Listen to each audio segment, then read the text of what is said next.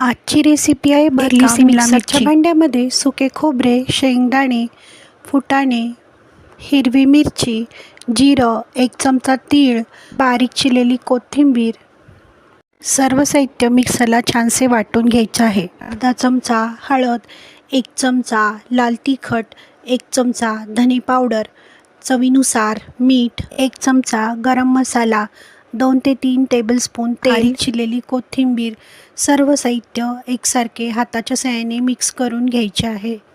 चिरून घेतलेल्या शिमला मिरचीमध्ये मसाला भरून घ्यायचा आहे। सर्व शिमला मिरचीमध्ये मसाला भरून घेतले आहे। गॅसची फ्लेम ऑन करून गॅसवर कढई ठेवली आहे। कढईमध्ये 1 पळी तेल घातले आहे। तेलामध्ये अर्धा चमचा जिरं घातला आहे। बारीक चिरलेला लसूण टाकला आहे। मसाला भरून घेतलेली शिमला मिरची टाकली आहे। अर्धा कप पाणी टाकले आहे। झाकण लावून शिमला मिरची 1 ते 2 मिनिटं छानशी शिजवून घेतली आहे। खाण्यासाठी तयार